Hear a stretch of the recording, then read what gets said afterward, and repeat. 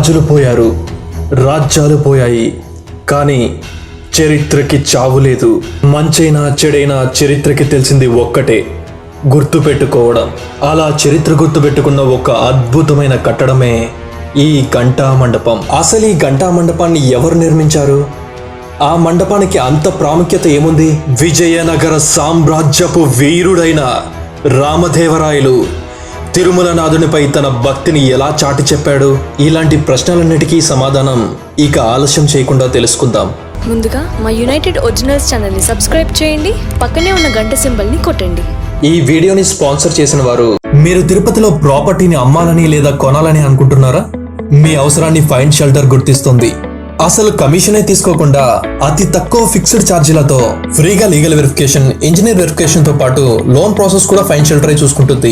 Fine shelter YouTube channel ని subscribe చేసుకోగలరు, link description లో ఇవ్వడం జరిగింది. విజయనగరపు మంత్రైన అమాత్యమలన 1461లో తిరుమల శ్రీవారి బంగారు వాకిలికి ఎదురుగానున్న గరుడాల్వార్ మందిరాన్ని నిర్మించారు. ఈ మందిరంలో మహావిష్ణువుకి వినమ్రుడై నమస్కరిస్తున్న 6 అడుగుల గల గరుడ విగ్రహాన్ని ప్రతిష్ఠించారు. బంగారపు వాకిలి ఎడం వైపున 2 అతి భారీ గంటలుంటాయి. అందుకే ఈ ప్రదేశానికి ఘంటా మండపం అని పేరు వచ్చిందని అంటుంటారు. ఈ ఘంటా మండపానికి ఒక ఆసక్తికరమైన చరిత్ర ఉంది. 17వ శతాబ్దంలో తిరుపతి దగ్గరలో ఉన్న చంద్రగిరి కోటను రామదేవరాయలు అనే రాజు పరిపాలించేవాడు. అతను సింహాసనాన్ని అధిష్ఠించినప్పటి నుండి ప్రజలందరూ సుఖ సంతోషాలతో, పాడి పంటలతో, పశు పక్షాదులతో తన రాజ్యం సస్యశ్యామలంగా వర్ధిల్లేది. దీనికి కారణం ఆయన అమితంగా భక్తి శ్రద్ధలతో పూజించే తిరుమల వెంకటనాథుని కరుణా కటాక్షమేనని ఆయన నమ్మకం. ఆయన తిరుమలలో శ్రీవారికి నైవేద్యం పెట్టాక కానీ భోజనం చేసేవారు కాదు. ఘంటా మండపంలోని భారీ గంటలు శ్రీవారికి నైవేద్యం పెడుతూ మ్రోగించేవారు. ఆ ఘంటారావాలు తరంగాలుగా మారి తిరుమల కొండ అంచునున్న అతి పెద్ద ఘంటామోర్కి తాకగానే తనకు తానే భీకర శబ్దాలతో మ్రోగేది. ఆ ధ్వని తరంగాలు చంద్రగిరి కోట దుర్గానున్న జయగంటని తాకగానే కంగున పలికించేది. ఆ సంకేతాలు అందగానే కోటలో ఉన్న రామదేవరాయలు శ్రీనివాసునికి నైవేద్యం జరిగిందని భావించి భోజనాదులకు ఉపక్రమించేవారు.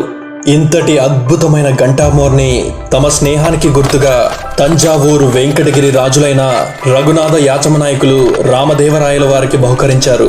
ఇప్పుడు ఆ కొండ అంచునున్న 4 కాళ్ల మండపానికి ఆ గంట లేకపోయినా చెక్కు చెదరకుండా అలానే నిలిచి ఉంది. ఆ మండపం పక్కనే 1975లో రేడియో సిగ్నల్స్ కోసం ఒక పెద్ద బోర్డు కట్టారు. ఆ బోర్డుకి అల్యూమినియం రిఫ్లెక్టర్ షీట్ ని కప్పి ఉంచారు. ఆ అల్యూమినియం బోర్డుని తిరుపతి నుండి చూసిన వారికి ఏదో అడ్వర్టైజ్మెంట్ బోర్డులా కనిపిస్తుంది, కానీ అది రేడియో సిగ్నల్ కోసం కట్టిందని చాలా మందికి ఇప్పటికీ తెలియదు. అలానే అక్కడి కొండ అంచు నుండి చూస్తే చంద్రగిరి కోట, స్వర్ణముఖి నది కనిపించడమే కాకుండా అక్కడి గాలి స్వచ్ఛంగా వీస్తూ ఆహ్లాదపరుస్తుంటుంది. అంతటి అపూర్వమైన తిరుమలగిరి కొండ అంచునున్న 4 కాళ్ల మండపాన్ని ఎవరూ పట్టించుకోక చెట్లు చేమలతో నిండిపోయింది. వాటిని తొలగించి టీటీడీ వారు పూర్వపు వైభవాన్ని నెలకొల్పితే ఆ గంట ఇప్పుడున్న తరానికి ఒక అలారంలా ఉండి భోజన సమయాన్ని తెలపడమే కాకుండా బహు సుందరమైన పర్యాటక స్థలంగా మారుతుందని భావిస్తున్నాము. రామదేవరాయల వంటి గొప్ప భక్తుని కూడా కష్టాలు తప్పలేదు. ఆయన 12వ ఏటనే తన తండ్రైన రాజైన 2వ శ్రీరంగాన్ని, ఆయన కుటుంబాన్ని దారుణంగా హత్య చేశారు.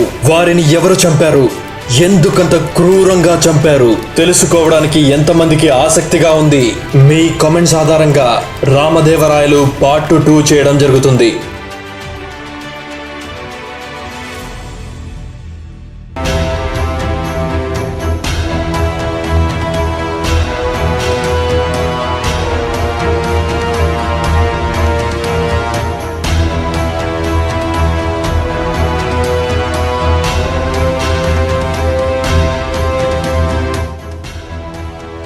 మా యునైటెడ్ ఒరిజినల్స్ వీడియో అప్డేట్స్ని ముందుగానే పొందేందుకు మా ఫేస్బుక్ అండ్ ఇన్స్టాగ్రామ్ పేజెస్ని ఫాలో అవ్వండి, లింక్ డిస్క్రిప్షన్లో ఇవ్వడం జరిగింది.